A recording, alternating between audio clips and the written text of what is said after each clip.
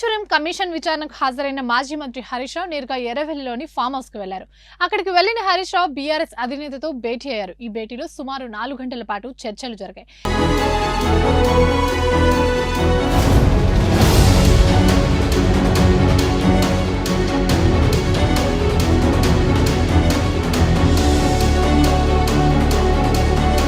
ఈ సందర్భంగా విచారణలో ఏమడిగారు, ప్రాజెక్ట్ నిర్మాణం ప్రారంభం నుండి ఇప్పటి వరకు జరిగిన పరిణామాలపై ఏం చెప్పావు అని కేసీఆర్ హరీష్ రావును అడిగారట.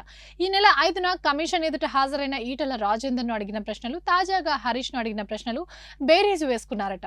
అయితే కమిషన్ తన్ను దాదాపు 21 ప్రశ్నలు వేసిందని, అన్నిటికీ సమాధానమిచ్చానని హరీష్ రావు చెప్పారు. మౌఖిక జవాబులే కాకుండా తగిన ఆధారాలను కూడా అందజేసినట్టు ఆయన కేసీఆర్ కి వివరించారు.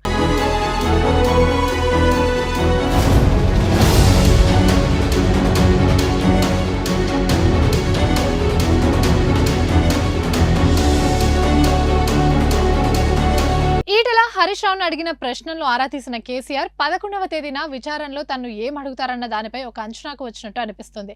కమిషన్ అడిగే ప్రశ్నలు ఎలా ఉంటాయి, జవాబు ఎలా చెప్పాలన్న దానిపై హరీష్ తో సమాలోచనలు చేసినట్టు సమాచారం. ప్రశ్నల్లో తికమకలు, ప్రశ్నల స్థాయి గురించి కేసీఆర్ లోతుగా అడిగినట్టు తెలుస్తోంది. ఆ ప్రశ్నల ఆధారంగానే అన్ని విధాలుగా కేసీఆర్ సన్నద్ధమవుతున్నట్లు సమాచారం. కాళేశ్వరం విచారణ కమిషన్ తనకు నోటీసులు ఇచ్చిన నాటి నుండి కేసీఆర్ ఇప్పటికే 5 సార్లు హరీష్ రావుతో భేటీ అయ్యారు.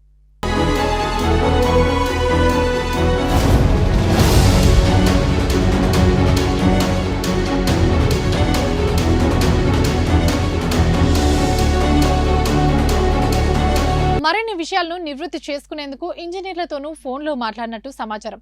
11వ తేదీన కాళేశ్వరం కమిషన్ విచారణకు కేసీఆర్ హాజరవుతున్న నేపథ్యంలో ఆయనకు మద్దతుగా నిలిచేందుకు బీఆర్ఎస్ కార్యాచరణ రూపొందిస్తుంది. ఎర్రవెల్లి ఫామ్ హౌస్ నుండి భారీ కాన్వాయ్తో కేసీఆర్ తెలంగాణ భవన్ కు చేరుకోవడం, అక్కడి నుండి బీఆర్కే భవన్ వద్దకు రావడం అన్ని ప్రత్యేకంగా ఉండేలా ఏర్పాటు చేస్తున్నట్టు సమాచారం.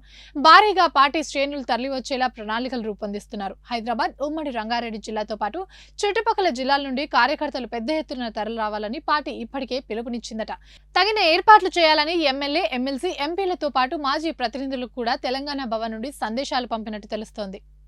ఇవి ఇప్పటివరకు నా అప్డేట్స్. మరిన్ని అప్డేట్స్ కోసం చూస్తూనే ఉండండి పూరా లోకల్.